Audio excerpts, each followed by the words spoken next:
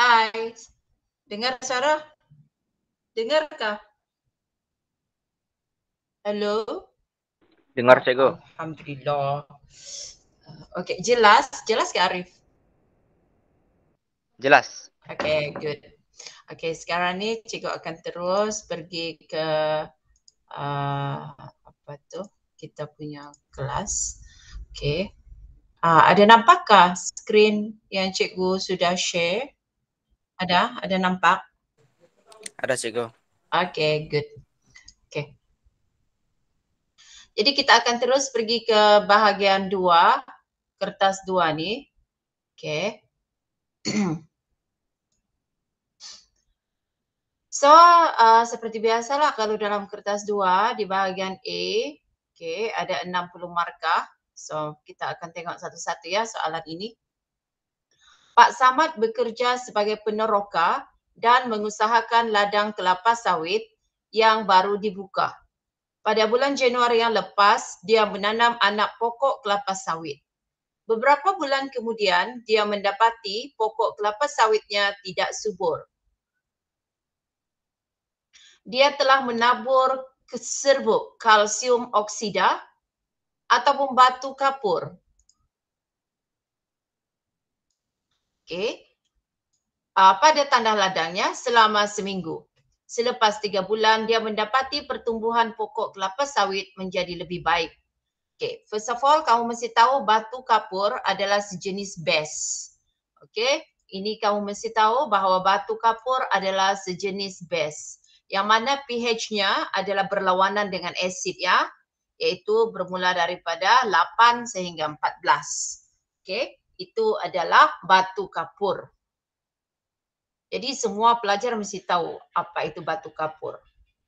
Kemudian sebelum menabur serbuk kalsium oksida atau batu kapur pada tanah ladangnya selama seminggu, Pak Samad telah mengenal pasti sifat tanah tersebut. Okey. Jadi kenal pasti sifat tanah itu. Ada sesiapa yang boleh jawab? Sebenarnya apa dia? Acid. Acidic kah, teacher? Ya, betul. Okey, terima kasih. Jadi tanah itu adalah berasid. Okey, bagus. Sebab itu dia kena tabur kalsium oksida. Yang mana kalsium oksida itu merupakan sejenis base. So, kalau dia tabur pada tanah yang berasid, maksudnya dia akan mengalami penetralan kan. So, tanah itu akan menjadi lebih baik. Okey, bagus. Nyatakan kepekatan ion yang hadir dalam 1A1. Apakah kepekatan ion yang hadir pada 1A1 sebelum menabur? Okey, namakan dulu ion yang hadir dalam tanah itu sebelum kalsium oksida ditabur. Apa ion yang hadir? Kalau asid, ion apa yang hadir? Ion hidrogen. Is it hydrogen? Ya, betul. Ion hidrogen. Okey, tetapi oleh kerana dia tanya kepekatan ion yang hadir, okey, kamu sudah tahu bahawa ada ion hidrogen, so tulis dulu ion hidrogen. Tapi fahami soalan itu, okey, soalan itu menyatakan kepekatan ion yang hadir. Biasanya dalam tanah, okey, biasanya tanah itu dia tidak akan jadi asid kuat ya, dia akan asid lemah. Asid lemah. Yang bermakna kepekatan ion hidrogen itu rendah ataupun tinggi? rendah. Betul. Kepekatan ion hidrogen yang rendah. Okey. Sebab mustahil lah bahkan kalau tanah itu mempunyai kepekatan ion hidrogen yang terlalu tinggi. Sebab nanti dia asid kuat, kita pijak pun nanti kita punya kaki jadi apa? Jadi rosak nanti. Okey. So, jom kita tengok B. Selepas dia menabur serbuk kalsium oksida pada tanah ladangnya selama seminggu. Nyatakan formula kimia bagi kalsium oksida dulu. Okey, apakah formula kimia bagi kalsium oksida? Ada siapa boleh bagi tahu? Kalsium oksida. Kalsium apa? Oksida tu apa? Okay. Okey, kalsium apa? Okay. Ya, apa formula kalsium? Ca. Ca. Ca. Oksida? O2. Oh, okey. So kalau dia mau betul. Bagus kamu dua. Okey. Kalau soalan itu dia mahu formula molekul, formula kimia, pastikan kamu tahu charge untuk kedua-dua ni. Yang ni cation kan? So kamu mesti tahu charge cation itu iaitu Ca2 positif dan juga oksida tu dia punya charge adalah 2 negatif. Oleh kerana dua-dua charge sama, maka formula kimia adalah CaO sahaja. Okey. Jadi pastikan huruf C itu adalah huruf besar, huruf A itu ialah huruf kecil dan huruf O itu adalah huruf besar.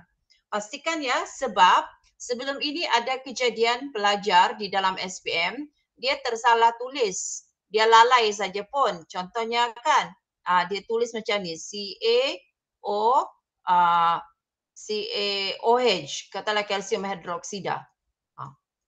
So semua sama saiz. Yang C itu kelihatan seperti huruf kecil kan? Jadi ini adalah teknik menulis formula kimia juga ya. Jadi jawapan ini tidak diterima biarpun dia adalah kalsium hidroksida kan? Tidak diterima sebab C ini dia tidak huruf besar. Okey, kerana kalau ada dua huruf pada elemen huruf pertama mesti huruf besar dan huruf kedua mesti huruf kecil. Okay? So ada juga yang tulis ion hidroksida hadir. So dia tulis O macam ni, kemudian dia tulis H macam ni. Okay. Jadi O tu dia tidak bukan. Dia tulis O tu lagi kecil dari ini. Kalau macam ni consider as huruf besar lah sebab H tu huruf besar. Okay, dia buat macam ni, lepas tu hidrogen tu jadi besar. Begitu. So dia kelihatan O tu seperti huruf kecil. So dia tidak ada markah. So berhati-hati ya tentang itu. So ini adalah formula molekul bagi kalsium oksida.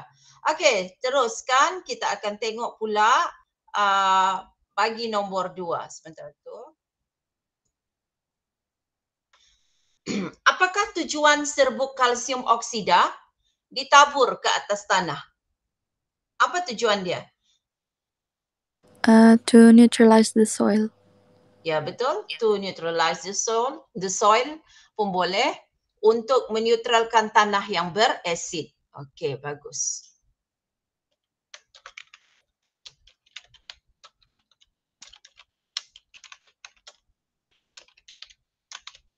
Atau dalam bahasa Inggerisnya yang ambil DLP lah kan. Okay. To neutralize the acidic soil. Berdasarkan maklumat di atas, tulis persamaan ion yang terlibat. Okey, para pelajar, boleh tak kamu tulis persamaan ion itu sekarang? Okey, persamaan ion antara kalsium hidroksida, sebenarnya dia mau ion saja. Okey, dia mau ion saja. Okey, apa ion-ion yang terlibat dalam peneutralan itu?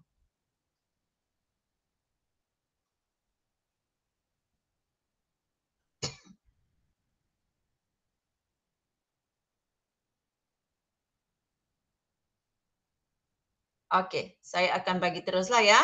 Okey. Kalsium oksida, ion yang terlibat adalah kalsium hidroksida. Kalsium oksida tu adalah ion O2 negatif lah. Okay. Bertindak balas dengan tanah yang bercharge positif, hidrogen positif. Okay. Yang mana dia akan menghasilkan air, 1 mol air. Ini peneutralan ya. Ini peneutralan bagi base. Okay. Kan kalau peneutralan yang biasa tu guna alkali, dia OH kan. So ini kena imbangkan sikit, kena imbang.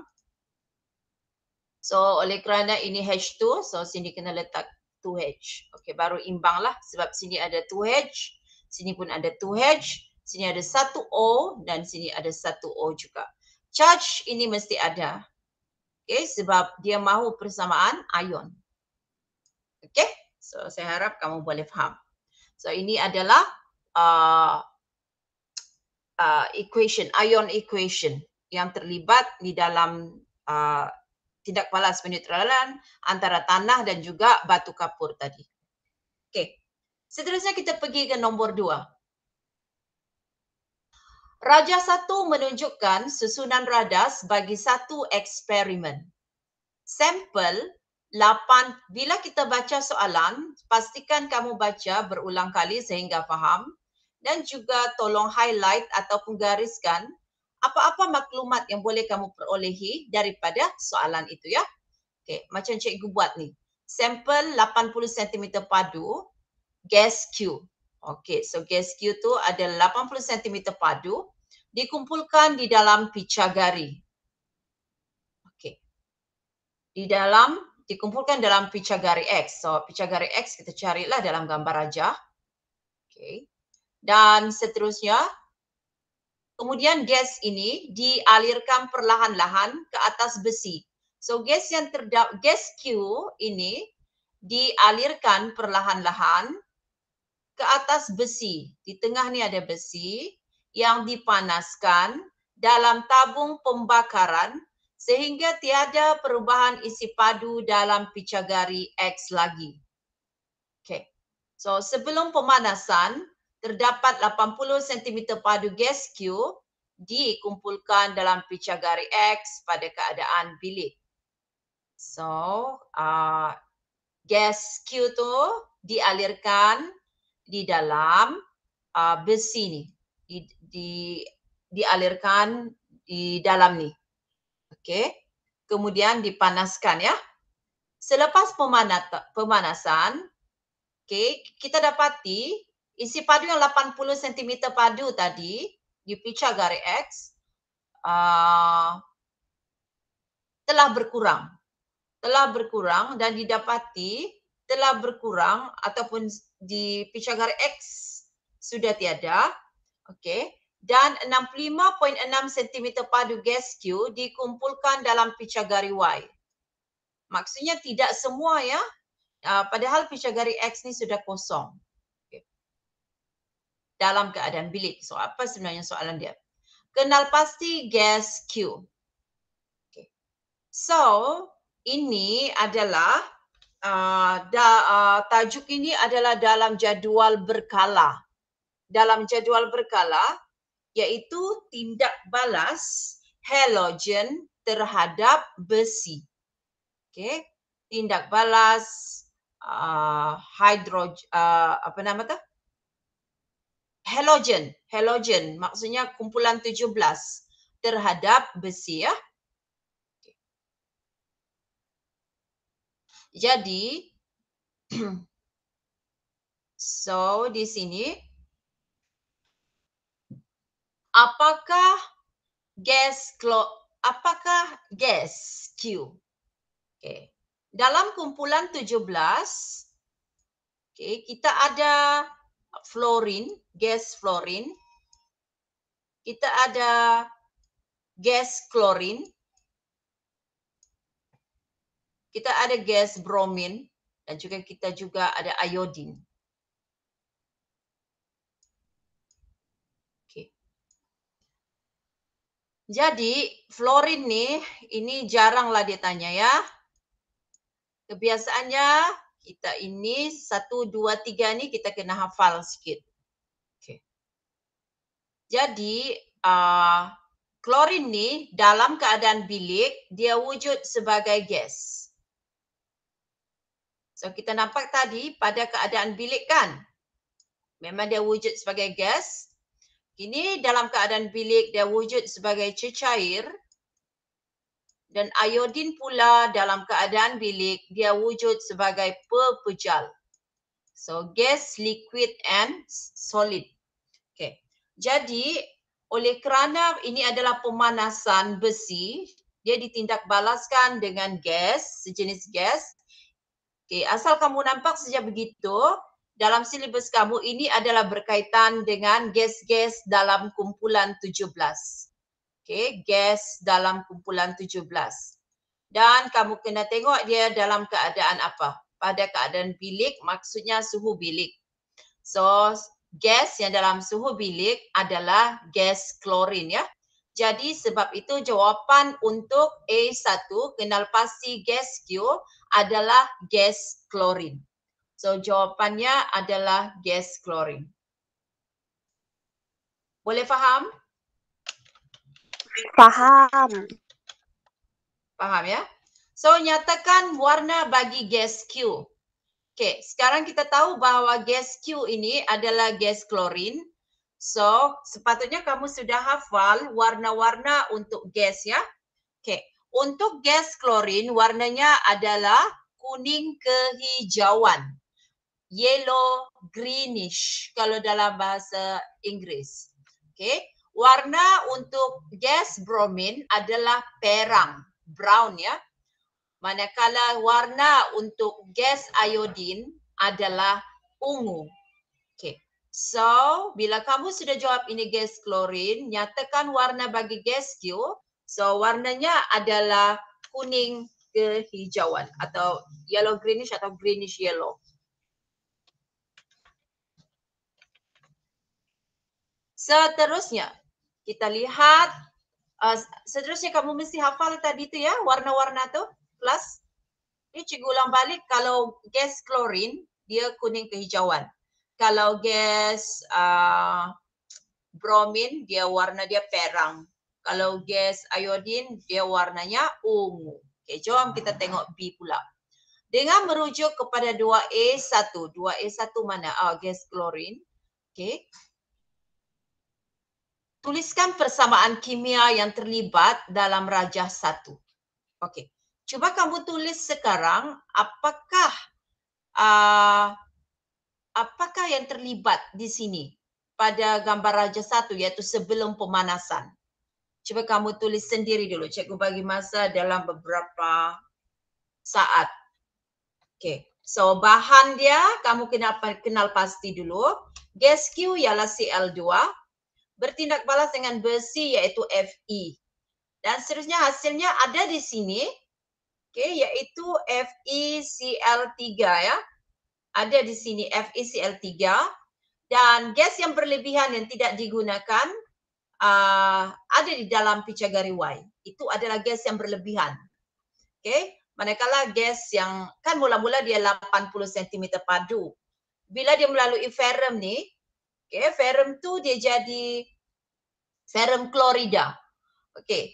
Tetapi gas di sini ni berlebihan. Gas klorin tadi tu berlebihan. Sampai tindak balas lengkap, maka gas yang berlebihan tu masuk ke dalam picagari Y. Saya harap kamu faham ya. So cuba kamu tulis apakah persamaan yang terlibat. Ini persamaan ini. Persamaan. Persamaan ya.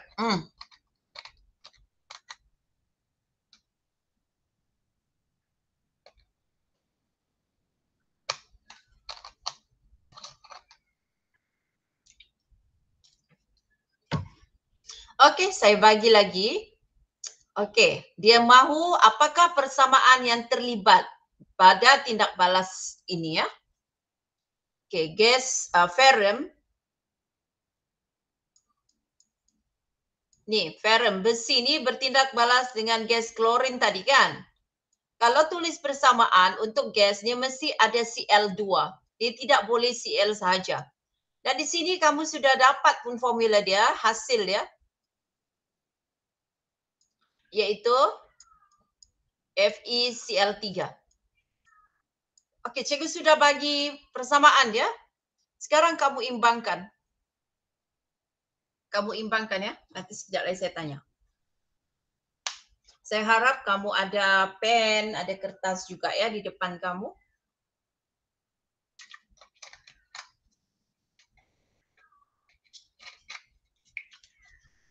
Okey. So, sudah buat imbangan? Boleh saya tanya sesiapa yang ada di dalam Google Meet ini? Apa di depan Fe ni?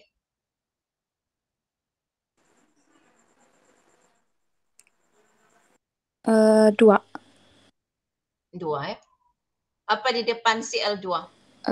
3. Betul. Dan apa di depan FeCl3? 2. Okey, bagus. Okey, dan sekarang kita akan semak. Sini 2 Fe. Betul, di kanan pun 2 Fe. 3 Cl2, Cl ada 6. Cl di hasil tindak balas juga 6 sebab 2 kali 3. So saya harap kamu boleh faham macam mana untuk imbangkan. Okey. So sekali lagi cikgu tulis jawapannya di sini. Okey. Ferrum tadi bertindak balas dengan gas Q iaitu gas klorin. Okey, kesalahan utama selalunya pelajar tidak menulis 2 untuk gas-gas ini. Gas halogen terutamanya yang wujud sebagai dui atom akan menghasilkan ferrum klorida. Tidak payah tulis gas yang berlebihan tadi ya, yang tidak bertindak balas tu. Okey. Kemudian kita imbangkan pada yang masih belum mahir untuk imbangan. Okey, kita tengok di sini klorin 2, di bahan tindak balas 2. Di hasil tindak balas 3. 2 dengan 3 selalunya kalau kita imbangkan, kita jadikan dia 6. Dia macam persamaan serentak. Okey.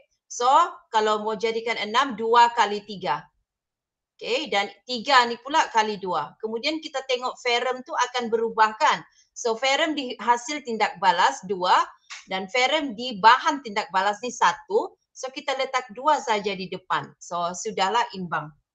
Okey, saya harap itu boleh. Okey, seterusnya ini adalah pengiraan. Kita guna Mr. X sahaja. Okey, hitungkan jisim hasil tindak balas ferrum Q3 yang diperolehi. Okey, di sini ada maklumat-maklumat ya. Cikgu mau kamu guna kaedah Mr. X iaitu mol, kemudian ratio, kemudian X iaitu jisim kan yang dia cari. Ini ialah X dia lah. Okey, so kita guna kaedah Mr. X, bilangan mol, ratio dan juga apa yang mahu dicari dalam soalan iaitu jisim di sini. Okey, cikgu bagi jawapannya adalah 0.065 gram. So saya mahu kamu buat ya. Sampai dapat 0.065 gram. Cari bilangan mol. Macam mana untuk mencari bilangan mol? Kamu kena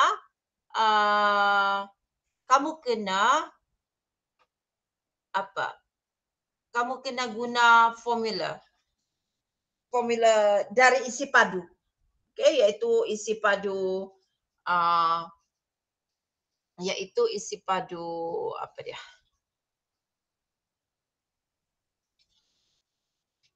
Iaitu isi padu itulah klorin tu. Cari bilangan mol dari klorin.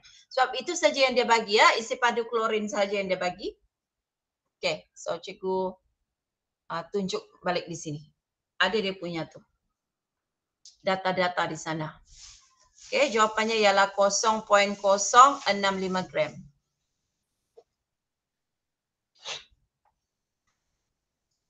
Cikgu, Ya. ikut yang isi padu sebelum atau selepas? Okey, macam ni. Isi padu sebelum tu adalah gas klorin yang sangat berlebihan. Okey, jadi untuk lepas tu, selepas itu kan, yang 65.6 ni adalah isi padu gas klorin yang tidak digunakan. Okey, so kita mahu gas klorin yang digunakan sahaja untuk membentuk ferrum klorida. Coba kamu fikir, berapa isi padu dia? Teacher, jadi 80 minus 65.6. Ya, minus. Ya, betul. So, kamu kena cari isi padu klorin yang bertindak balas. Betul lah. Iaitu 80 minus 65.6. Cari isi padu untuk ini dahulu ya. Ini. Sudah cari isi padu, baru kita cari bilangan mol menggunakan isi padu.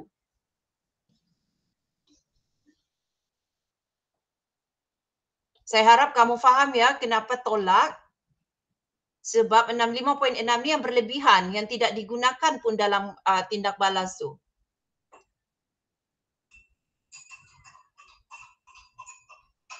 Okey, kamu dapat 14.5 cm padu untuk gas klorin yang terlibat dalam tindak balas.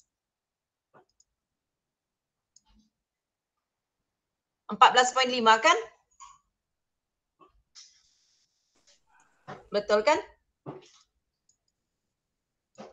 14.5 cm padu. Okey. Bila kamu tolak, kamu akan dapat 14.5 cm padu. Okey.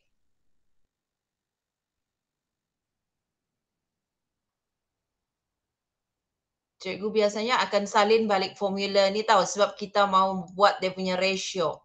Dalam pengiraan, persamaan yang seimbang harus ditulis di bahagian atas sekali untuk mengelakkan sebarang kesalahan berlaku. Okey. Jadi daripada soalan ini yang diberi adalah isi padu gas klorin iaitu 80 tolak 65.6 iaitu 14.5 cm padu. Teacher, bukan 14.4. 40.4 kah?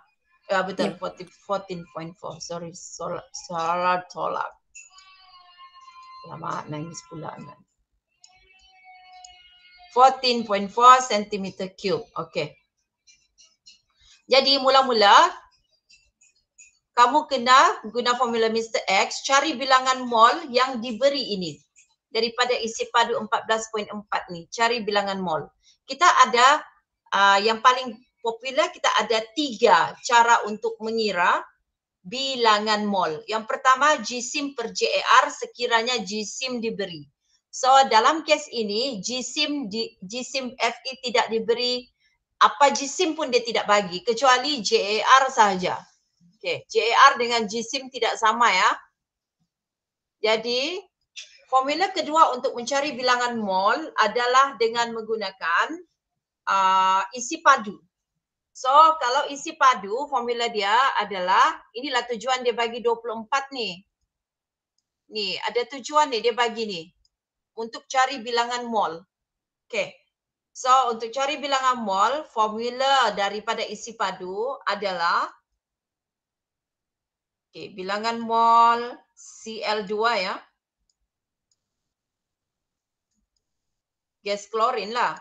Adalah sama dengan isi padu yang bertindak balas dengan ferrum tadi, dibahagikan dengan isi padu pada keadaan bilik. So, ini formula untuk cari bilangan mol sekiranya diberikan isi padu. So, 14.4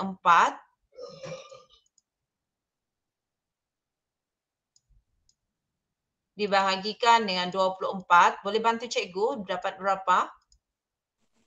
0.6. 0.6 mol. Okay. So, done for M ya. Kan kita guna kaedah Mr. X. So, done for M. Sekarang sudah cari bilangan mol. Okay, kita akan cari ratio. So, di sinilah cikgu buat ratio ya. R is for ratio. Ratio adalah antara data yang kita dapat tadi, iaitu ada data di sini kan, dari bilangan mol tadi klorin kan. So, ratio tu mesti antara data yang ada tu, inilah. Dengan apa yang mahu dicari. Dia suruh cari GSIM hasil tindak balas ferrum 2 klorida. So dia suruh cari jisim ini ya. So ratio tu Teacher, sorry. ya. Yang tu lepas minus 80 tu, minus tu tidak perlu convert pergi DM kah? Ini sentimeter padu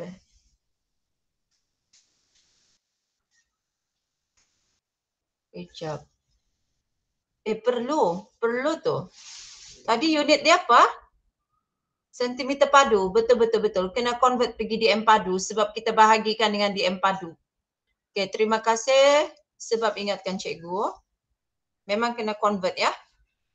Okey. Sebab kita bahagikan dengan DM padu. So mesti convert. Okey. Jadi berapa tadi? 14.4. Kalau convert pergi DM padu, kita bahagi 1,000. Okey, akan dapat 0.0144.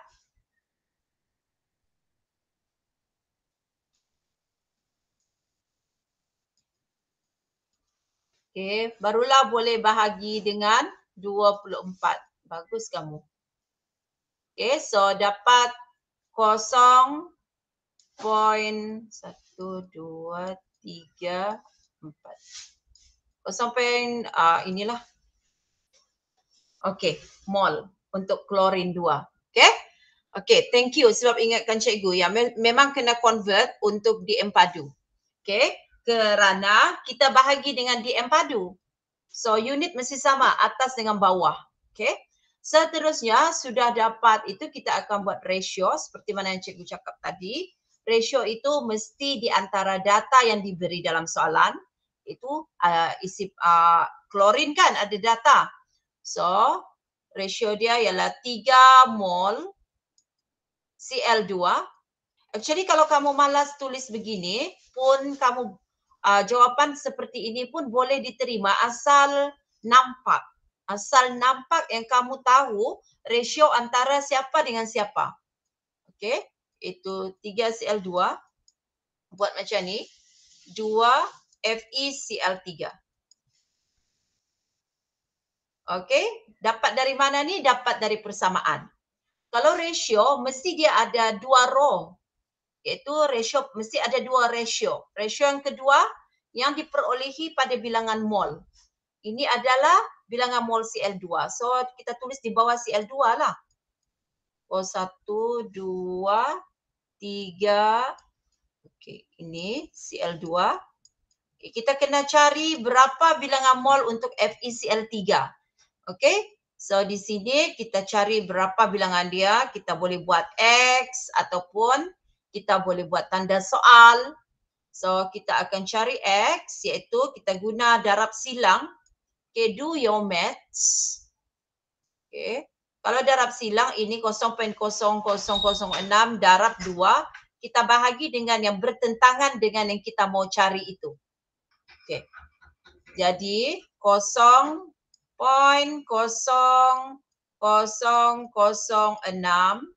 kita darab dengan 2. Lalu kita bahagikan dengan 3. Okay, so inilah fungsi ratio ya. Untuk cari bilangan mol yang kita mahu cari itu. So, boleh bantu saya untuk kalkulator?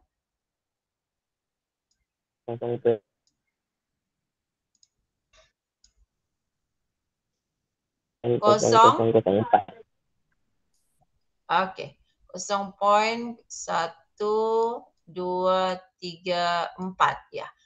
Kamu akan dapat mungkin 4 darab 10 kuasa negatif 4. Itu sebenarnya pergerakan titik perpuluhan saja.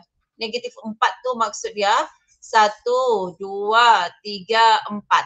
Okey.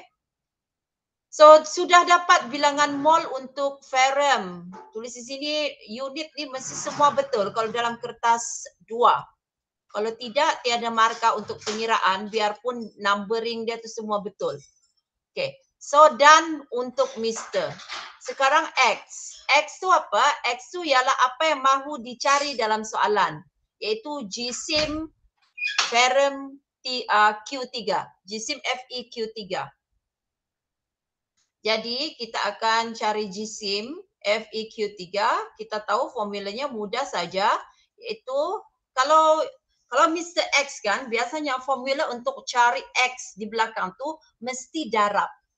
Mesti darab. Siapa yang mau didarab, inilah yang didapat dari ratio tadi. Iaitu 0.0004. Okay, jisim ni mesti bagi tahu jisim siapa ya, FeQ3 atau FeCl3. Adalah kita darab dengan, okey, dia mesti akan bagi jisim molekul relatif ataupun jisim molar. Ini bukan jisim betul lah. Jisim molar FeQ3 dia bagi 162.5. So kita darablah, kita tidak payah cari Fe lagi, kita tidak payah cari klorin lagi. So 162.5. Okay, so mungkin kamu akan dapat berapa? 0.065 kah? Iya, teacher. So 0.0065 mesti ada unit kalau jisim dalam gram. So saya harap kamu faham ya. Dalam peperiksaan tidak pernah miss lagi soalan ini. Saya tidak pernah nampak lagi dalam SPM ada tiada soalan pengiraan. Terutama pasal inilah. Okay, boleh faham apa itu M, bilangan mol, apa itu R, ratio, dan apa itu X, iaitu perkara yang perlu dicari. Saya harap kamu faham ya. Boleh follow? Boleh, cikgu. Okey, sekarang kita pergi ke nombor 3. Okey. Rajah 2.1 menunjukkan sebuah kapal di laut. Okay, untuk pengetahuan kamu, soalan-soalan kapal di laut dalam silibus kamu selalunya memang berkaitan tentang pengaratan. Asal nampak kapal, memang pengaratan. Tidak tahulah kalau ada soalan lain, kod-kod yang boleh dikaitkan dengan kapal. Tapi setahu cikgu, asal nampak gambar raja kapal atau perkataan kapal, sememangnya dia akan kaitkan dengan pengaratan dan juga dalam pengaratan tu dia akan kaitkan dengan logam-logam yang lebih elektropositif. Okay? Jadi ataupun logam-logam yang mempunyai nilai beza keupayaan elektrod piawai yang lebih negatif. Jadi, Rajah 2.1 menunjukkan sebuah kapal di laut yang menggunakan kaedah anod karbon bagi mengelakkan pengaratan. Logam X telah menjadi semakin nipis selepas beberapa minggu. Bukan anod karbon ya, salah ni. Anod korban, sacrificial anode. Okay, bukan anod karbon ni, korban. Si korban. Sorry. Okay, jadi untuk pengetahuan kamu yang masih lagi belum ulang kaji tajuk pengaratan. Okay. Kapal selalunya diperbuat daripada besi, iaitu ferrum di bahagian dalamnya. Kerana ferrum itu lebih mudah didapati. Kapal ni kan besar, kalau kita guna titanium tidak tahulah berapa kos dia. Okay. Jadi untuk lebih jimatlah, kapal-kapal besar ini memang dia menggunakan sebahagian besar badannya dengan menggunakan besi yang mudah didapati. Oi.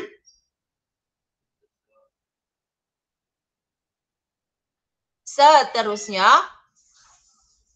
untuk mencegah pengaratan ni, besi tersebut daripada mengakis, terjadinya kakisan ataupun pengaratan, dia mesti disentuhkan atau dilekatkan dengan logam-logam yang lebih elektropositif berbanding ferrum.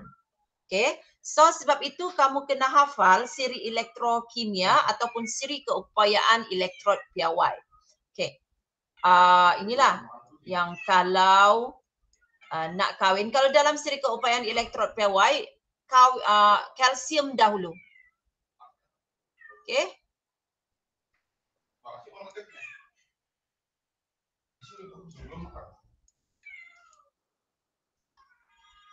Magnesium, ini ion-ion lah ya. Nak kawin mesti ada. Kenapa lah yang itu? Zat besi. Okey, kita buat sampai ferrum saja. Sebab besi itu adalah ferrum. Okay. Logam-logam yang lebih elektropositif adalah logam yang berada di atas ferrum. Dikatakan boleh mengelakkan, boleh dijadikan sebagai anod korban. Okay. Tetapi ingat ya, logam-logam yang sangat reaktif seperti kalium, natrium tidak boleh ya dijadikan sebagai anod korban.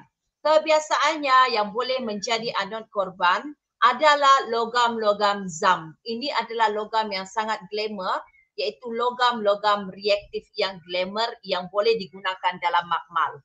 Okey, cikgu panggil ini logam Maz lah, Maz. Yang ikut urutan lah, Maz. Okey. Logam-logam Maz merupakan logam yang reaktif, yang boleh dijadikan sebagai sacrificial anode. Kerana dia terletak di atas ferrum dalam siri elektrokimia. Tapi sekarang tidak boleh lagi guna begitu, cakap begitu. Kerana logam-logam zam ini adalah logam yang lebih yang mempunyai nilai E0 yang lebih negatif di dalam siri keupayaan elektrod piawai. Bolehkah kamu cakap macam itu? Tolong hafal seperti yang cikgu bagi tahu. Okay. Logam-logam Mez. Tapi dalam jawapan yang ini dalam jawapan tidak boleh guna ya logam Mez. Mez itu hanyalah cikgu yang gunakan. Logam Mez kamu mesti tahu M itu apa? Magnesium, aluminium, zinc. Okey. Kerana logam-logam zinc, Mez mempunyai nilai E0.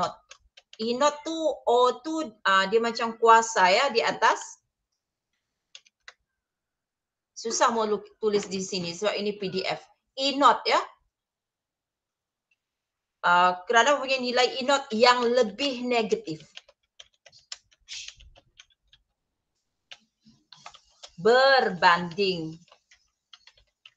nilai E0 bagi ferrum. Okey. Berbanding ferrum dalam siri keupayaan elektrod piawai, SCEP. Okey. So itulah sebabnya logam-logam itu dikatakan boleh melindungi besi daripada berkarat. Okey. Kenapa? Kerana logam-logam Mez dia cenderung menerima elektron dengan lebih pantas. Okey, bermakna magnesium tu dia lebih negatifkan nilai E0 dia. Kenapa? Sebab dia mudah menerima elektron. Melepaskan elektron. Bukan menerima ya, melepaskan elektron. Okey, maksudnya dia mengalami pengoksidaan dengan lebih mudah. Magnesium paling cepat. Dia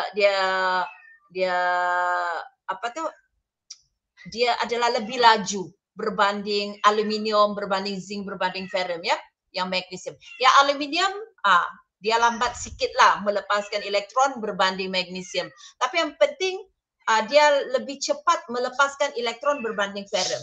So diorang akan dulu mengalami pengoksidaan. Diorang akan dulu yang mengalami kakisan. Maksudnya diorang mengorbankan diri. Logam-logam zam ni dia akan habis dulu, barulah logam ferrum itu melepaskan elektron. Okay, so sebab itu dia dipanggil sebagai anod korban. Di mana mereka akan bertindak sebagai elektrod anod. Okay. Sebab itu diorang akan berkorban. Saya harap kamu faham apa itu sacrificial anode ya. Jadi cadangkan logam X. So bila kamu nampak saja macam ni, ini logam X yang ditampal sini. So kamu ingatlah cerita cikgu ni, dia adalah logam Mez. Okay. Tapi tidak bolehlah jawab logam Mez. Kamu kena cadangkan satu lah. Mungkin kamu cadangkan logam zinc. Okey. Kalau kamu cadangkan magnesium, betul juga. Kalau kamu cadangkan aluminium, betul juga. Kalau kalsium tidak berapa tepat. Dia sangat rapuh. Okey. Kalau natrium dengan kalium pula sangatlah. Baru kena air sudah berapi-api. Gila kan kalau bukan loh. Tidak sesuai lah kalau di atas air laut lagi. Dia sangat-sangat reaktif. Kena peluh kita pun tangan kita boleh berapi. Kalau kita ada pegang kalium kah, boleh meletup lagi. Okay, so kamu mesti ambil yang MES. Saya harap kamu faham. Terangkan bagaimana lo, ya? Terus tulis namanya aja, enggak payah ulang lagi logam zinc. Tidak payah. Tulis nama zinc saja. Okay. Tapi kalau tulis logam zinc tidak mengapa. Jangan ion zinc saja. Okay? So terangkan bagaimana logam X menjadi semakin nipis. So ini ada 2 markah. Okay. So menjadi semakin nipis. Yang cikgu bagi tahu tadi, apa dia? Apa dia tadi? Kenapa? Kenapa zinc menjadi semakin nipis? Dia menjadi anod korban kan? What happened to the metal X? Apa sebenarnya yang berlaku pada logam X? 2 markah nih. Satu for sure yang inilah, kamu kena sebut yang ini. Okay, satu lagi. Logam zinc lebih cenderung menderma elektron. Ya, boleh. Okay.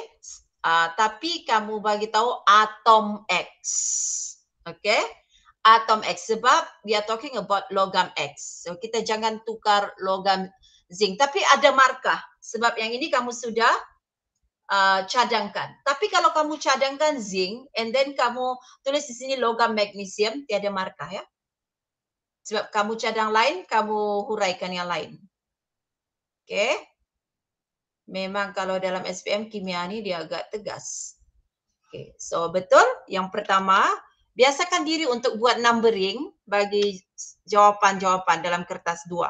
Kalau 2 markah, biasakan diri bagi 2 fakta atau lebih. Jangan bagi 1 fakta. Okay, betul. So kita kalau kita mau cakap pasal menderma elektron, menerima elektron, kita selalu cakap tentang atom. So, kita sudah bercakap tentang logam X, so atom X lah. Atom X lebih cenderung untuk menderma elektron atau melepaskan elektron. Atau lebih mudah pun boleh juga.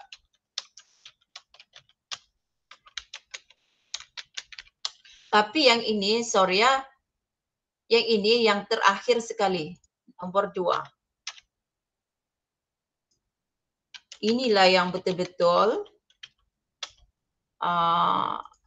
yang menyebabkan dia menjadi nipis, dia melepaskan elektron. So yang pertama, yang ini.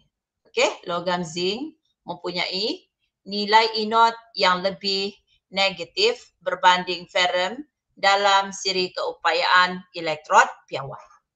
Okay, okay kah? Teacher, kalau inot value dia more negative means the metal is more electropositive kah? Yeah, is more electropositive. Tapi kalau macam ni, cikgu tidak mahu kamu confuse. Okay, kalau kamu mahu cakap tentang more electropositive, dia punya kawan ialah siri elektrokimia. Kalau cakap tentang nilai inot adalah lebih negatif, kawan dia mesti tentang siri keupayaan elektrod piawai. Boleh faham tu? Tidak boleh terganti. Okay? Maksudnya kalau kamu cakap pasal nilai inot, mesti dia dalam siri keupayaan elektrod piawai. Kalau cakap pasal more elektropositif atau lebih elektropositif, mesti dalam siri elektrokimia. Tapi dalam subjek KSSM, tidak lagi kita guna pakai siri elektrokimia. Okay? Jadi, namun pada tahun lepas, masih lagi boleh digunakan. Tetapi itu pun kerana pertimbangan, ya, pertimbangan sesetengah pemeriksa. Okay. Tetapi saya galakkan kamu untuk selalu menggunakan nilai inot yang lebih negatif. Okay. Nilai inot yang lebih negatif, okay, dalam siri keupayaan elektrod piawai. Boleh faham tu? Boleh teacher, thank you.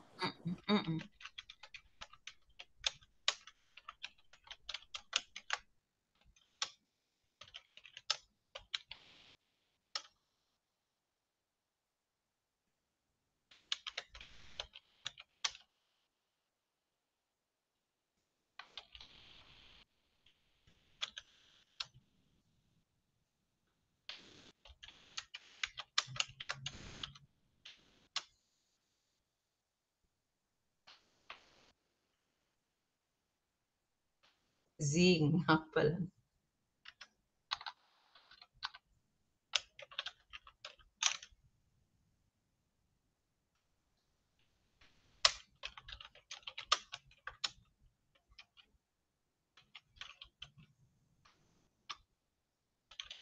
Okey, biarpun cikgu tulis cap, tapi kamu tidak boleh tulis singkatan dia ya.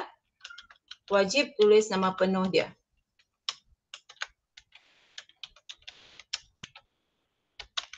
Okey, so itulah markah dia.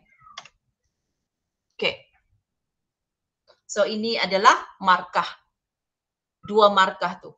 Tulis setengah persamaan untuk tindak balas di 3A1. Okey. Mana 3A? 3A2. Ni. Maksudnya dia suruh tulis atom X itu macam mana dia boleh melepaskan elektron. Okey. So, kalau setengah persamaan, yang ini pasal lepaskan elektron kan? Dan dia berkaitan tentang logam zinc yang telah kamu cadangkan tadi. Okey. Di sini zinc ni kamu boleh tulis logam X ya.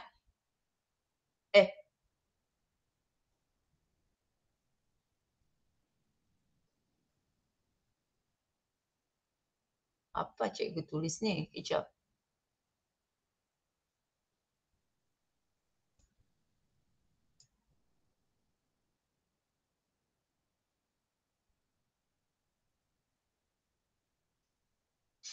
Ini betul lah tadi logam X.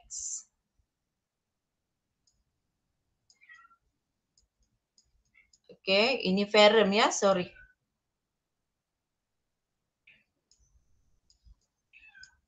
Sebab dia punya anode adalah logam X iaitu zinc, kathode dia adalah ferrum sekarang ni. Okey, tulis setengah persamaan. Okey. So logam X tadi tu adalah zinc kan?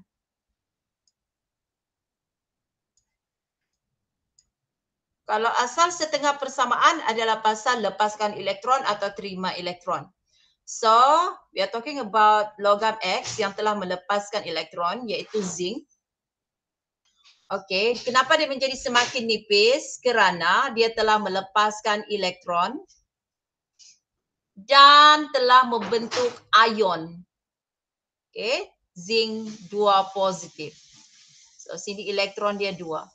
Okay, ingat ya, kalau zinc ni dia pepejal, logam pepejal, Zn2 positif, itu adalah pepejal yang telah larut di dalam air laut tu. Okey? Maksudnya dia telah menjadi ion Zn2 positif. Dia dalam keadaan aqueous. Okey, so kamu mesti dapat bayangkan macam mana dia boleh larut, dia boleh jadi ion. Ingat tahu, kalau Zn dia pepejal. Once bila sudah jadi ion, dia bukan pepejal lagi. Dia dalam keadaan berair ataupun aqueous. Okey?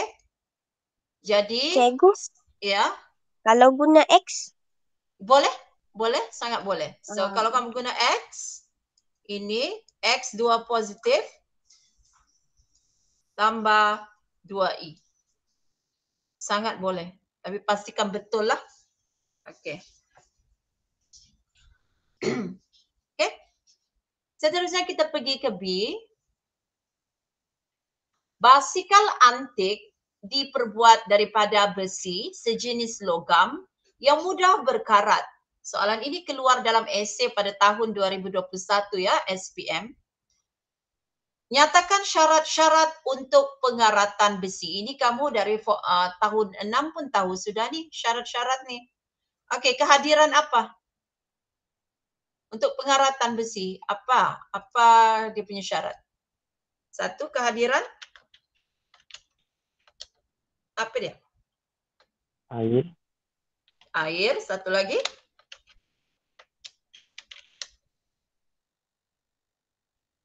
Mesti ada kehadiran udara, betul? Ataupun oksigen.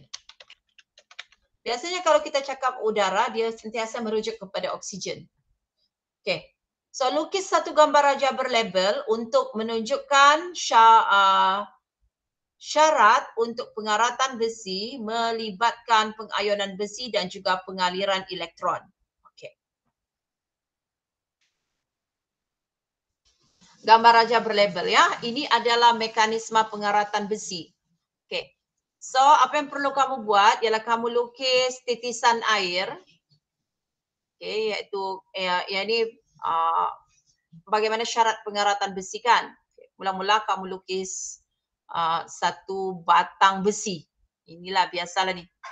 Okey, kemudian kamu lukis satu titisan air yang besar. Okey, kemudian di bahagian tengah ni akan bertindak sebagai anod. Okey. Jadi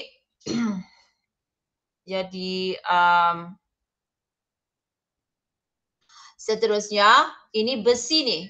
Ini batang besi. So di sini di sini logam besi, Fe itu atom lah, atom besi. Di sini dia akan melepaskan elektron. Okay, bila tiada lagi sacrificial anode, maka ferrum itu dia akan melepaskan elektron untuk membentuk ion Fe2 positif. Ingat ya, ferrum tu batang besi. Fe2 positif adalah apabila besi itu kena hujan, kena udara kan. So besi itu dia akan menjadi elektrolit. Dia jadi dalam keadaan berair. Okay, so Fe2 positif. Selepas dia melepaskan elektron. Ingat, yang Fe itu logam, Fe2 positif tu dia bukan logam lagi. Dia sudah larut. Okay. So, dua elektron ini, ini titisan air ya. So, kamu kena buat dash line. Okay. So, elektron di bahagian tengah besi ini, yang betul-betul di atas titisan air tu, dia akan bergerak di pinggir air. Pinggir titisan air. Okay, so macam inilah lukisan dia. Dia akan bergerak ke pinggir titisan air. So inilah pengaliran elektron tu. Kan dia suruh lukis arah pengaliran elektron. Okay. So elektron ini akan diterima oleh oksigen yang berada di udara, di luar ni. Dan juga kan di luar tu ada titisan-titisan air juga. Kalau ya ada air lah. Okey, apalagi kalau atas badan kapal memang ada air kan, air laut kan. Okey. Dan seterusnya akan menerima elektron.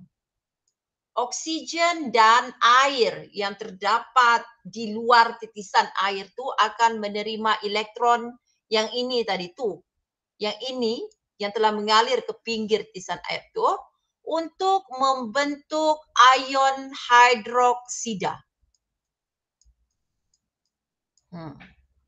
Okey, dan yang ini kena hafal. Dalam siri elektrokimia sepatutnya kamu sudah hafal ya, yang ini.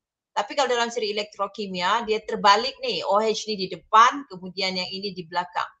Okey, kalau saya memang hafal lah terus. Sebelah sini 4, ending di sini pun mesti 4. Okey, so oleh kerana ini 4 oksigen, sini kena letak 2 supaya oksigen tu jadi 4 juga di bahagian bahan tindak balas. 1, 2, 3, 4. Sekarang hidrogen 4, hidrogen pun 4. Maka 4 elektron, ini pun 4 elektron, maka sudah imbang. Okay. Seterusnya, apa yang terjadi adalah ion yang terhasil daripada kedua-dua ini akan bertemu. Iaitu ion Fe2 positif yang terhasil tu, ni di anode dan di sini kathod. Okay, akan bertemu. Okay, see. Tengok, yang ini ion yang terhasil di sini tadi hasil daripada pelepasan elektron dan juga ion yang terhasil daripada penerimaan elektron tadi akan bertemu dan membentuk satu pepejal hijau yang bernama ferrum 2 hidroksida. Ferrum hidroksida. Ini pepejal berwarna hijau ya. Okey. Jadi ferrum 2 hidroksida ini pula Ini baru hijau, dia belum jadi karat. Dia akan teroksida lagi oleh udara. Okay, dia akan teroksida lagi oleh udara. Kan di luar tu kan, di luar besi ni ada udara. Okay, dan seterusnya membentuk karat, iaitu ferrum 3 oksida terhidrat. Okay, so ferrum 3 oksida, ini barulah dipanggil karat ya. Dia ada X di sini. Kenapa? Sebab kita tidak tahu berapa dia punya bilangan mol yang terhidrat tu. Dia boleh jadi beratus-ratus, beribu-ribu. So inilah yang pepejal berwarna perang yang dipanggil sebagai karat. Ferrum 3 kan perang, ferrum 2 hijau. Okay, so inilah dia pengayonan besi dalam pengaliran elektron. Okay, yang ini anode, yang ini katod. 2 markah aja. Ini selalunya dia lebih dari 2 markah nih. Okay, sini katod ya. Anode memang pengoksidaan. So ini adalah fenomena bagi pengaratan besi. Saya haraplah kamu boleh sangat-sangat hafal tentang fenomena pengaratan besi. Okay, kerana itulah memang sangat penting. Sangat-sangat penting pengaratan ni. Saya pun tidak tahu kenapa, tetapi seringlah, sangat sering keluar dalam peperiksaan, tidak kira dalam struktur ataupun esei. Okay, so saya harap kamu faham ya. Ini fenomena pengaratan besi. Okay, iaitu ini pertama, yang ini kedua. Okay, ion-ion bertemu ketiga. Kemudian kemudian ferrum hidroksida teroksida yang keempat. Akhirnya pembentukan karat. Okay. So, okay kah so far? Plus? Okay, teacher. Okay, hopefully lah kan ada penambahan ilmu pengetahuan. Okay, seterusnya kita tengok nombor 4. Okay, 4. Jadual 1 menunjukkan bilangan proton, neutron dan elektron yang hadir di dalam atom A dan juga atom B. Nyatakan bilangan proton dan bilangan elektron adalah sama. Nyatakan mengapa bilangan proton dan bilangan elektron adalah sama bagi atom A atau atom B. Kenapa dia punya proton dan juga elektron sama bagi atom? Ada sesiapa yang boleh jawab? Kenapa sama? Sebab dia neutral kah, teacher? Ya, betul. Tapi bagaimana cara untuk menjawab? Macam mana cara untuk menjawab? Kerana neutral, tiada markah. Okey. Mesti ada perkataan atom. Sentiasa berhati-hati kalau ada soalan tentang proton, neutron, elektron, berhati-hati setiap kali menjawab. Kalau kamu rasa ragu-ragu, letaklah atom di mana-mana yang tempat yang patut. Okay? Sebab ada banyak kejadian, pelajar itu sebenarnya tahu untuk menjawab, tapi lupa untuk meletakkan atom. Jadi tidak diterima. Sangat banyak kejadian macam tu. So jawapan dia, okey, soalan dia balik, mengapa bilangan proton dan elektron adalah sama bagi atom A dan atom B? Kerana atom A dan atom B adalah atom neutral. Okey. Lukiskan susunan elektron bagi ion A. Berhati-hati, tolong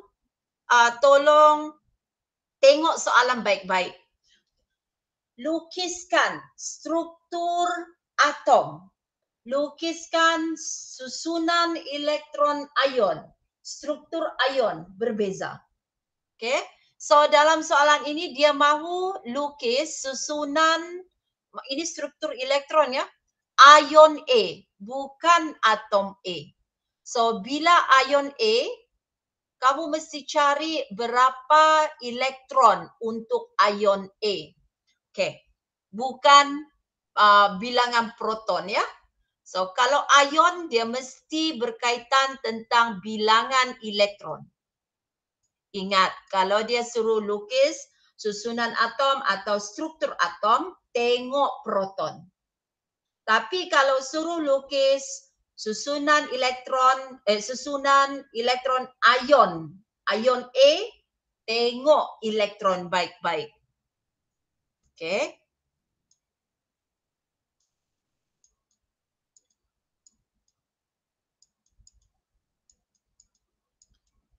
Bilangan elektron ion lah. So, kita tengok A. Okay. So, A dia punya susunan elektron untuk atom ialah 282. Setuju dengan cikgu? Setuju. Setuju. Okay. Jadi, ini adalah atom A. Untuk membentuk ion A, atom A perlu melepaskan 2 elektron. Membentuk ion A. Boleh faham? Okay, atom A susunan dia 282. Ni ada elektron ni 12. Okay. Tetapi ion A adalah selepas dia mengalami pelepasan elektron untuk mencapai susunan elektron oktet yang stabil. Okay, so ion A ialah 28. Maksudnya charge dia A2 positif ni. A2 positif ya. Kerana dia melepaskan 2 elektron. So ion A2 positif lah nama dia. Okay. Boleh faham ya apa beza atom, apa beza ion? Kalau ion ni mesti untuk mencapai susunan elektron oktet yang stabil. Okay. So kalau ion mesti ada kurungan. Wajib. Dan Teacher, ya. kalau dia minta susunan electron arrangement untuk atom, boleh je ambil dari proton punya number kan? Boleh. 282 terus. Tiada bracket. Okay. Tapi ini ion. Okay. So, ini ion A 28 lah. So, dia mesti mencapai susunan elektron oktet yang stabil kan? So, mulakan dengan nukleus. Okay. Kemudian 28. Ataupun boleh juga letak label di sana A, kemudian boleh macam ini.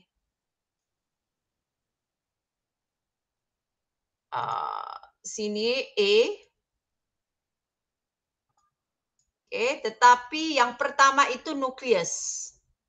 Okay, jangan isi elektron pada bulatan pertama.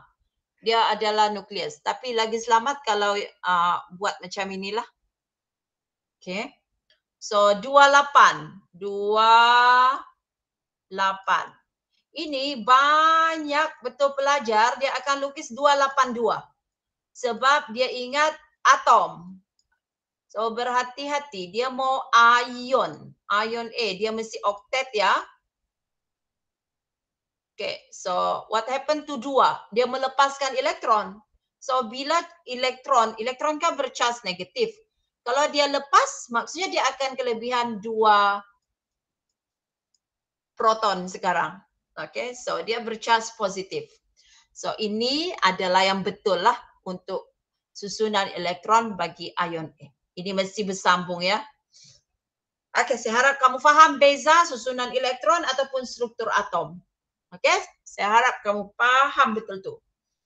Okay, ini mesti oktet, ada kurungan, ada charge. Okay, saya harap itu. Nyatakan elektron valence iaitu elektron yang terletak di petala terluar. Okay, bagi atom B. Berapa elektron valence untuk atom B? Berapa? 6. Ya, betul. 6. So bilangan elektron valence bagi atom B ialah 6 sebab merujuk pada bilangan elektron, atom elektron dengan proton sama kan. So 2 6, 2 campur 6 8. Okey. So tulis 6 saja. Okey? Saya harap kamu faham. Kemudian kita pergi di B. Unsur Z ialah unsur yang digunakan sebagai piawai. Nampak saja piawai ni memang karbon lah ni kan. Untuk menentukan JAR. Unsur Z dibakar dalam oksigen berlebihan menghasilkan 672. Nampak saja unsur yang digunakan sebagai piawai menentukan JAR itu mesti tiada lain dan tiada bukan memang karbon. Sebab semua JAR adalah merujuk kepada 1/12 darab 12 jisim karbon ya. Jadi apa saja yang melibatkan piawai dan juga jisim atom relatif, itu adalah unsur karbon. So jawapannya adalah namakan unsur Z adalah karbon. Merujuk kepada jawapan 4B1, tulis persamaan kimia yang terlibat. 4B1. Oh, okey. Maksudnya karbon tu dibakar dalam oksigen berlebihan untuk menghasilkan gas. Cuba. Dia akan hasilkan gas apa ya? Yang 672 tu gas apa? Carbon Karbon dioxide. dioksida. Ya, betul. Okey. So, sebab si karbon dia akan bertindak balas dengan gas oksigen dan dia akan menghasilkan satu gas yang mengeruhkan air kapur iaitu gas karbon dioksida. Sangat cantik kerana tidak perlu lagi diimbangkan sebab CCO2O2. Okey. Cuba kamu buat Mr. X ini dan bagi tahu saya berapa jisim. Hitungkan jisim bagi gas yang dihasilkan. Dia mau jisim ini. Dia mau jisim ni dan dia ada bagi unsur Z dibakar dalam oksigen berlebihan untuk menghasilkan 672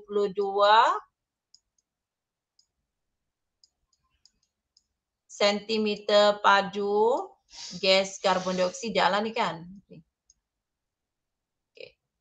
So dia mau jisim bagi gas yang dihasilkan. Okey. Oh, yang ni tidak payah ratio ni sebab dia mahu jisim. Dia sudah bagi ini. Dia bukan mau cari karbon kah, oksigen kah, dia mau karbon dioksida itu sendiri. Okey, berapa jisim? Kalau isi padunya 672 cm padu, berapa jisim karbon dioksida? 1.32. Berapa? 1.32. 32. Ya, betul. 1.32 gram. Betul? Sangat bagus. 1.32 gram ya. So, yang lain dapat?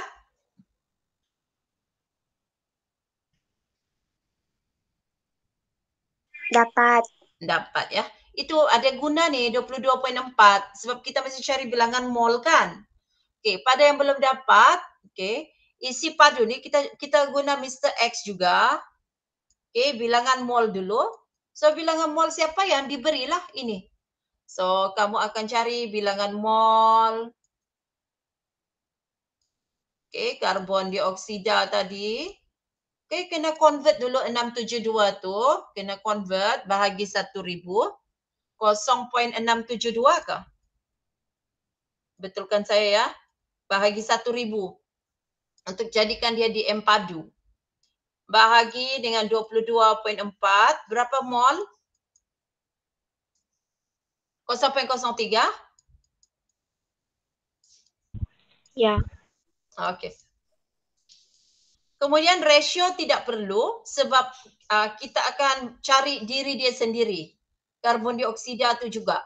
Sebab soalan dia mahu hitungkan jisim bagi gas yang dihasilkan. Maksudnya dia juga. So tidak perlu ratio. Lainlah kalau dia suruh cari jisim karbon. So kena perlu ratio. Okay. So Mr. X, R tu tak perlu. Ini M tu done. Sekarang kita mau cari jisim gas karbon dioksida yang dihasilkan lah. So jisim adalah sama dengan, ini kan biasanya darab. Yang belakang ni mesti darab. So boleh tulis darab ni awal-awal. Ambil bilangan mol yang telah didapati tadi. Biasanya kalau jisim je memang ada jisim molar di sana. Ada ke jisim A ni? Ada jisim molar 44 ni.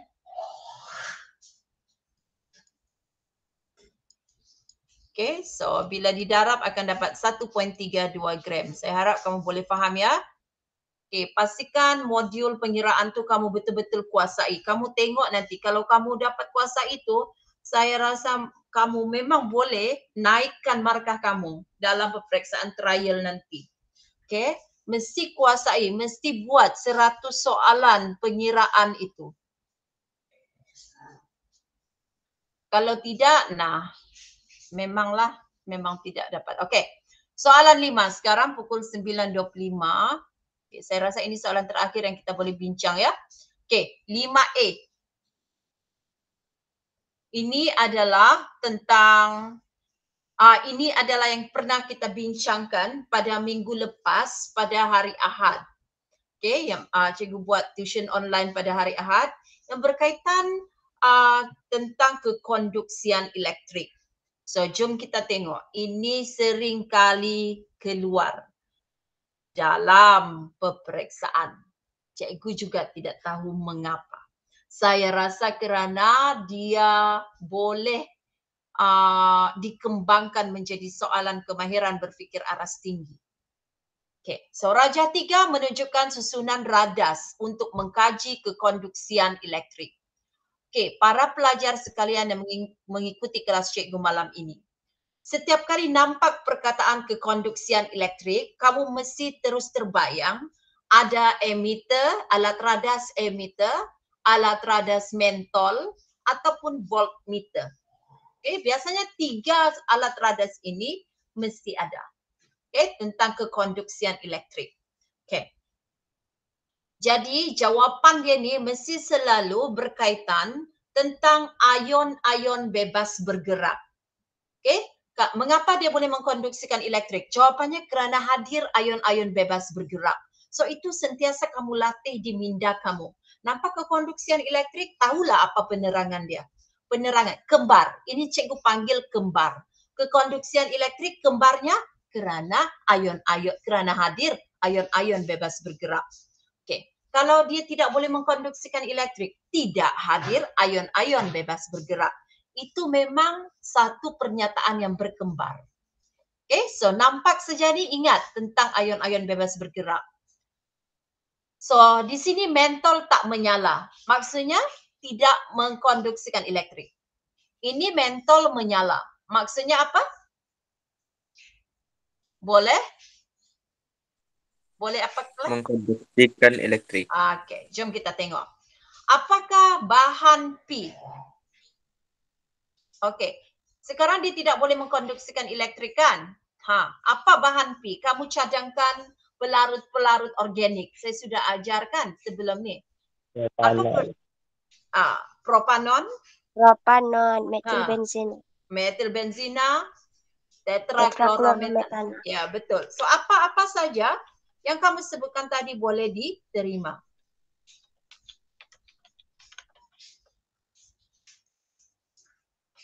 Bunyi apa? Al. Kejap Al, kenapa ada air tu di atas? Dadi. Macam ada air tumpah di atas. Nanti banjir tu. Ui, macam tangki penuh betul loh atau leaking. Sorry. Kejap lagi. Okey, bahan Q apa? Cuba kamu cadangkan apa-apa. Larutan ke? Hidroklorik. Boleh. Asid hidroklorik boleh. Lagi? Kalau garam larut pun boleh kan? Garam-garam larut. Klorida. Ya, betul. So, tapi mesti ada perkataan larutan natrium klorida. Larutan natrium klorida. Okey. So, yang ini kalau dia menyala, dia mesti garam-garam yang larut, okey, ataupun asid boleh diterima. Okey. Kemudian, terangkan jawapan di 5A1. Terangkan. Bahan P, kenapa?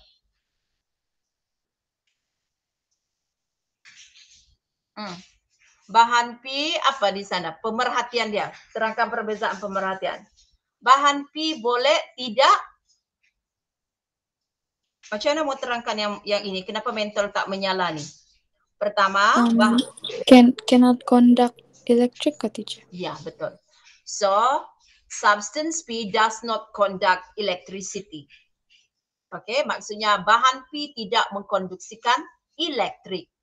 Di sini ya, bahan P tidak mengkonduksikan elektrik. Itu mesti kamu tulis. Lepas tu apa sudah kembar dia tadi? Tiada hadir ion bebas bergerak. Betul. Tiada ion-ion bebas bergerak. Iya, anu kali takut bocor tangki. Tiada ion-ion bebas bergerak. Bocor tangki. Iya. Okey. Jadi bahan Q ini mentol menyala. Bahan Q apa? Kenapa mentol menyala? Able to conduct electricity. Ya, betul. Substance Q able to conduct electricity. Atau bahan Q boleh mengkonduksikan elektrik. Apa kembar dia tadi? There are freely moving ions. Ya. So substance Q has free moving ions. Ataupun bahan Q mempunyai ion-ion bebas bergerak.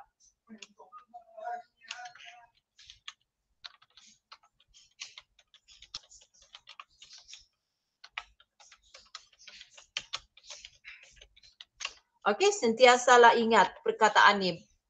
Ini mengkonduksikan elektrik, ion-ion bebas bergerak wajib ya, itu kembar dia, tidak boleh diterangkan dengan menggunakan perkataan lain. Okey, kita tengok B. Satu eksperimen lain dijalankan dengan menggantikan kepingan argentum dengan logam X dan juga logam Y. Jadual 2 menunjukkan keputusan yang telah diperolehi. Okey. So di sini voltage dia 2.3, Y dengan CU 0.7. Okey. Saya mahu kamu ingat ya hipotesis ini. Okay. Semakin jauh jarak antara dua pasangan logam dalam siri keupayaan elektrod piawai, semakin besar nilai voltan yang dihasilkan ataupun semakin besar beza keupayaan yang dihasilkan. Okey. Cikgu tulis di sini. Semakin jauh jarak antara dua pasangan logam dalam siri keupayaan elektrod piawai, semakin besar nilai voltan atau nilai voltan dengan beza keupayaan itu sama ya.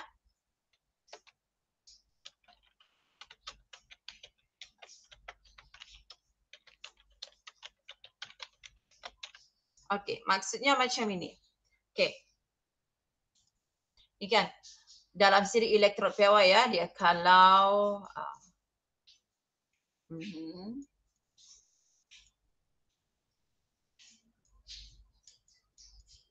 ni semua ni kan. So, ini bermula daripada nilai yang sangat negatif di atas tu. Lebih elektropositif lah. Maksudnya, kalau pasangan dia, kalau tiba-tiba lah ini X. Contoh ya, ini X. Kita tidak tahu. Okay. So, kalau pasangan ini X dengan kalium. So, kalau dua itu kalau dia menjadi kathod dan juga anode, okay, lalu dimasukkan ke dalam elektrolit, dia akan menghasilkan satu sel kimia kan. Okay, dan dia punya nilai voltage, voltan dia tuh, dia sangat besar sebab dia jauh. Okay, itu maksud dia. Lepas tu, kalau katalah jaraknya dekat saja antara magnesium dan aluminium saja, dekat kan? So nilai voltage dia akan jadi sangat kecil, menjadi kecil. Itu maksud dia, semakin jauh jarak antara dua pasangan logam tu, maksudnya adalah katod dan anod berpasangan, dicelupkan di dalam elektrolit. Okay, ini merujuk pada sel kimia lah. Okay. So saya harap kamu faham apa maksud dia ya. Semakin jauh jarak antara dua pasangan logam. Okay, dalam siri keupayaan elektron piawai, maka semakin besar beza keupayaan yang dihasilkan. So itu konsep dia, konsep. So di sini X dan juga Cu ini cikgu padam balik ya. Sebab ini cikgu hanya tunjukkan untuk memberikan pemahaman kepada kamu tentang hipotesis yang cikgu tulis tadi. X dan Cu, terminal negatif adalah X. Terminal negatif mestilah inot dia yang lebih negatif ya. Maksudnya X itu di atas, Cu itu di bawah. Cikgu sedang bercerita tentang pasangan X dan Cu. Okay. Ini buat garis macam ni, buat garis macam ni. Okay. Dan ini pasangan logam ini akan menghasilkan sebanyak 2.3 volt. Pastikan kamu faham apa yang cikgu ajar ya. Kenapa X di atas? Sebab dia cakap X ialah terminal negatif. So kalau terminal negatif dia mesti di atas. Maksudnya nilai inot dia tu lebih negatif ya.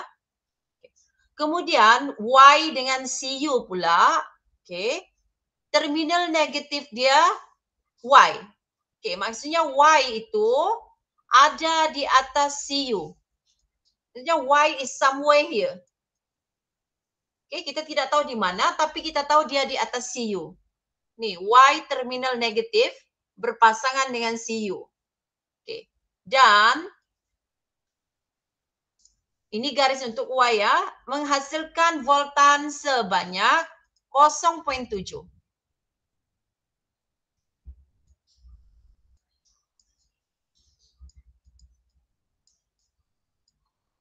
Jadi, kita tengok di sini apa soalan dia. Susunkan logam X, Y dan kuprum mengikut tertib menaik ke elektropositifan. Maksudnya dari nilai elektropositif yang paling kecil, yang paling tidak elektropositif lah, kepada logam yang lebih elektropositif. So kita nampak sinilah. Kuprum menaikkan. Kuprum dulu, diikuti dengan Y, barulah X. X yang sangat elektropositif. Saya harap kamu faham ya. Okay, ini tertib menaik. Okay. Ada orang masuk. Karisa.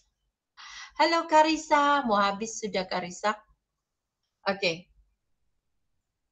Cadangkan logam X dan logam Y. Okay, kita cadangkan logam X dan logam Y. Okay. So, cuba kamu cadangkan logam X dan juga logam Y. X Magnesium. Boleh? Y plumbum. Y plumbum. Boleh? Boleh? Okay. So, magnesium dengan plumbum. Boleh juga. Sebab plumbum somewhere di atas kuprum kan? Boleh, boleh. So, magnesium dan juga plumbum. Boleh.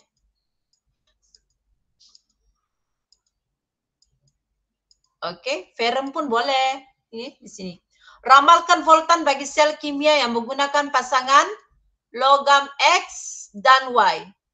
Tengok balik gambar aja cikgu tadi. Dia mau logam X dan Y. Berapa voltan? Dari gambar aja cikgu nih.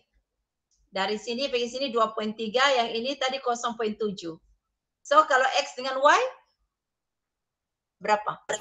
1.6. Ya, 1.6 betul. Macam mana kamu dapat? 2.3 minus 0.7. Ya, betul. 2.3 minus 0.7. For sure lah di sini 1.6. Saya harap yang lain faham ya. Alah ini doi macam budak-budak punya ni. Ini sebab ini semua 2.3, di bawah ni 0.7.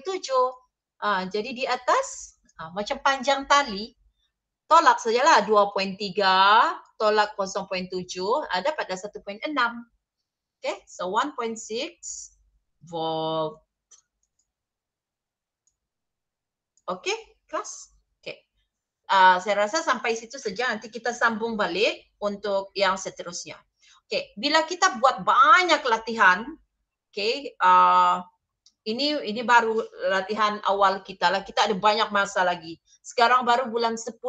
Kalau kamu boleh buat latihan tu dari awal, saya rasa boleh tolak sudah di tangan kamu. Okay. Kalau kamu dapat lagi skor, kamu punya kertas 1 untuk 30 ke atas, confirm lah A bulat ataupun A+. Okay. Tetapi teknik-teknik menjawab mesti sentiasa dengar apa yang cikgu bagi tahu.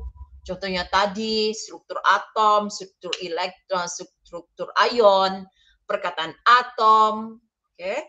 Perkataan berkembar seperti kekonduksian elektrik dan juga hadir ion-ion bebas bergerak. So itu kena dengar baik-baik. So itu saja untuk pada malam ini kerana sudah 1 jam setengah bersama dengan cikgu. Saya harap memberikan manfaat kepada semua. InsyaAllah kalau dapat direkod ini, saya akan bagi link juga kemudian esoklah mungkin baru boleh bagi. Okay, so itu saja. Terima kasih. Ada apa-apa soalan lagi? Terima kasih cikgu. Ya, sama-sama. Stop presenting. Ya, sama-sama. Thank you, teacher. You. Thank you, cikgu. Bye. Bye. Terima kasih, cikgu. Bye-bye. Bye. Jumpa esok. Okay. Okay, bye.